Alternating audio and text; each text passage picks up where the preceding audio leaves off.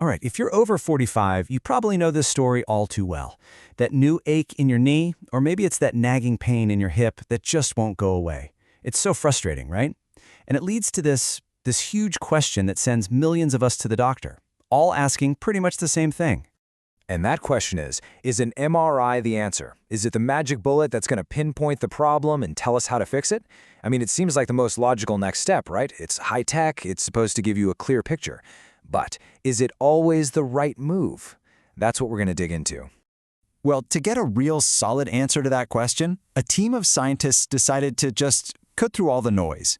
And they didn't just look at 1 or 2 studies. No, they launched this massive investigation, reviewing over 1,000 studies to figure out what the evidence actually says.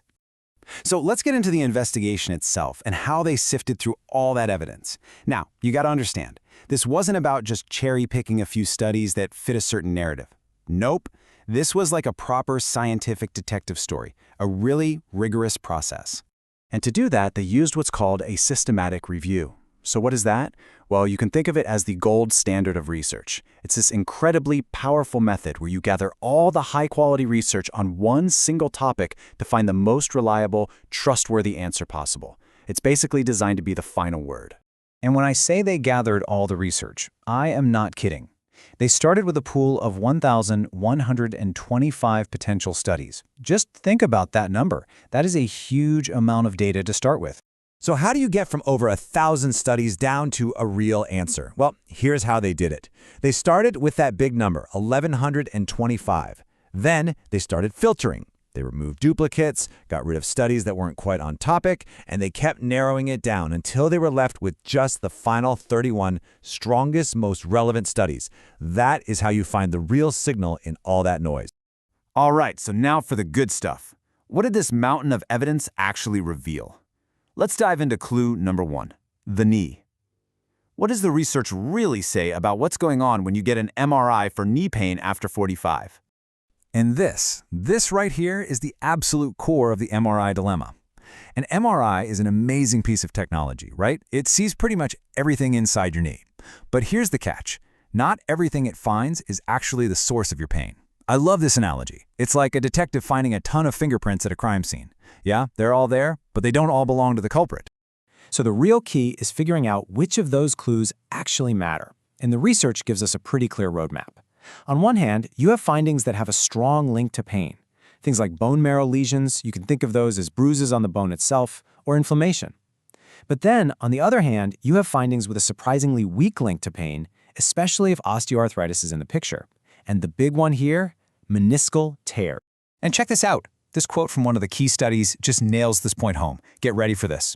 For patients who already have osteoarthritis, meniscal tears were found in 63% of them who had pain. Okay, makes sense. But they were also found in 60% of patients who had no pain at all. Did you catch that? The difference is tiny. It's almost nothing. It really suggests that a meniscal tear might just be an innocent bystander, not the real villain causing your pain. Okay, so this naturally leads to the big question. What about surgery? And this is where things get a little complicated. It's not black and white. What the studies found was that for a lot of people with osteoarthritis, surgery for that meniscal tear was often no more effective than just doing physical therapy. Now, it's interesting, about 30% of the folks in the PT group did end up choosing to have surgery anyway. But the big takeaway seems to be this. Surgery gives you the most bang for your buck when the arthritis damage in the knee isn't too severe. Okay, let's switch gears and move on to clue number 2, the story of the hip. We've talked about the knee, now let's look at that other major trouble spot. Is it the same deal for the hip? Well, for hip pain, the story is a little different.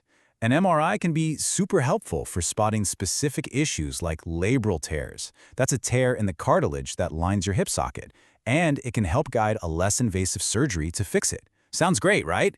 A clear win. But, and this is a big but, for older patients, there's a catch. And this chart, this illustrates the catch perfectly. The risk of needing a total hip replacement after you've had that less invasive surgery, well, it's pretty significant. Look at this. If you're between 50 and 59, it's almost a 26% chance, so more than 1 in 4.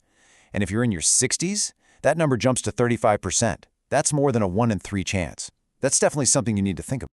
So let's be really clear here. This doesn't mean the surgery is a bad idea. For many patients over 50, it absolutely helps. But the data is pretty clear that the outcomes are often, not quite as good as they are for younger patients.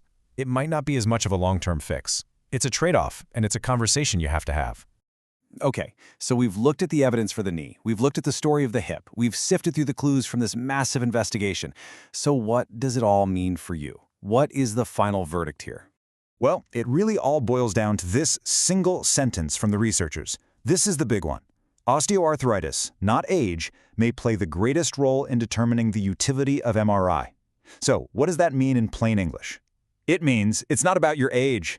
It's not about the number of candles on your birthday cake. The biggest, most important factor is the state of the arthritis in your joint. So let's really break this down into the bottom line, the key takeaways for you.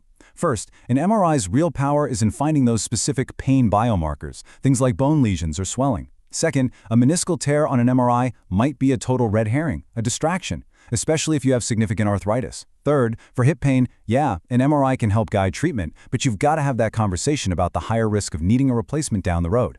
It all comes back to the same thing, doesn't it? The key factor isn't just your age, it's the state of your arthritis. And that really leaves us with a final, really important question.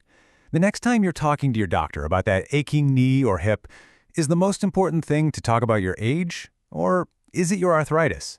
Maybe the conversation shouldn't start with, well, I am getting older.